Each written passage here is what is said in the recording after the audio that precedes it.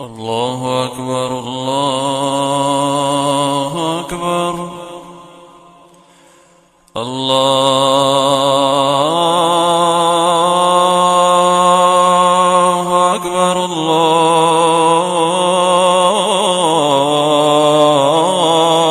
أكبر। চিনি মসজিদ নাম শুনে মনে হতে পারে মসজিদটি চীনাদের তৈরি, কিংবা এর নির্মাণের পেছনে চীনাদের কোনো অবদান আছে। বিষয়টি আসলে তেমন নয়। ঐতিহাসিক প্রত্নতাত্ত্বিক নিদর্শনের মধ্যে যে কয়টি মসজিদ রয়েছে তার মধ্যে চিনি মসজিদ অন্যতম। শৈল্পিক কারুকাজ ও দৃষ্টিনন্দন স্থাপত্য হিসেবে চিনি মসজিদের রয়েছে বিশেষ খ্যাতি। এটি নীলফামারী জেলা সদর থেকে প্রায় 20 কিলোমিটার দূরে সৈয়দপুর শহরে অবস্থিত।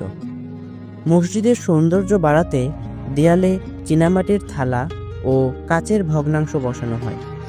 এই পদ্ধতিকে বলা হয় চিনি করা বা চিনি দানার কাজ করা।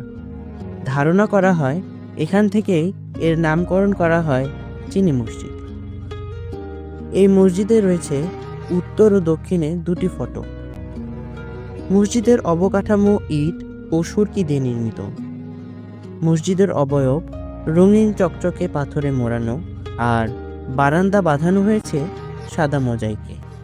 যেগুলো হচ্ছে সুরকি না, যেগুলা আগেকার যেগুলা লাগানো আছে এগুলা ভিতরে সুরকি আছে, চুন আছে, সুরকি ছিটা গুড় দিয়ে বানানো আছে। ছিটা গুড় দিয়ে? জি। আচ্ছা, তখন সিমেন্ট ছিল না, এজন্য এগুলো ইউজ করা হয়।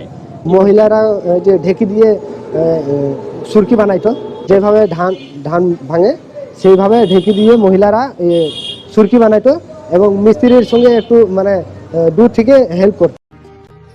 বাসন কোসনের যে ভাঙা টুকরা, এই টুকরাগুলো কিনে নিয়ে আসা হয় এবং মসজিদটাকে বানানো হয়। দানা দানা করে বসানো হয়েছে। চিনি যেমন দানা দানা থাকে সেরকম এগুলো হচ্ছে টুকরা দানা দানা, এই জন্য এটার নাম চিনি মসজিদ। জনশ্রুতি আছে শঙ্কু বা শঙ্কর নামের একজন হিন্দু মিস্ত্রি দৈনিক 10 আনা মজুরিতে এই মসজিদের নির্মাণ কাজ শুরু করেন। স্থানীয় এলাকাবাসী স্বেচ্ছাশ্রমের মাধ্যমে তাকে সাহায্য করেন।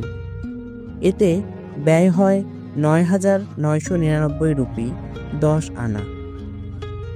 ঐতিহাসিক এই মসজিদের স্থপতি হিসেবে মোহাম্মদ মুকতুল ও নবী বক্স নামক দুজনের নামও জানা যায়।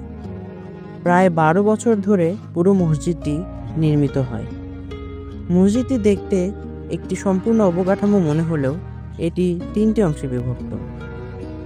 মসজিদের ভিত্তিপ্রস্তর স্থাপন হয় 1863 খ্রিস্টাব্দে, অর্থাৎ ব্রিটিশ আমলে, যা বাঁশ ও খড় দিয়ে তৈরি করা হয়েছিল। এরপর পাকিস্তান আমলে অর্থাৎ 1920 সালে হাজি হাফিজ আব্দুল করিমের উদ্যোগে মসজিদটির প্রথম অংশ পাকা করা হয়। হাজি আব্দুল করিম নিজেই এই মসজিদটির নকশা এঁকেছিলেন। তখন এর আয়তন ছিল দৈর্ঘ্যে 40 ফুট, প্রস্থে 39 ফুট। কলকাতা থেকে মরমর পাথর ও চীনামাটির টুকরো এনে নান্দনিক দৃশ্য তৈরি ও কুরআনের আয়াত লেখা হয় এই মসজিদের দেয়ালে। পুনরায় 1965 সালে মসজিদের দক্ষিণ দিকের দ্বিতীয় অংশ পাকা করা হয়। বগুড়ার একটি গ্লাস ফ্যাক্টরি চিনি মসজিদের জন্য প্রায় 25 টনের মতো চীনামাটির পাথর দান করে। পর্যায়ক্রমে দেশ স্বাধীনের বেশ কিছু পরে এর বর্ধিত অংশের কাজ সম্পন্ন করা হয়। এই চিনি মসজিদে রয়েছে 27টি বড় মিনার, 32টি ছোট মিনার ও 3টি বড় গম্বুজ। মসজিদে একসঙ্গে 5 শতাধিক মুসল্লি নামাজ আদায় করতে পারে।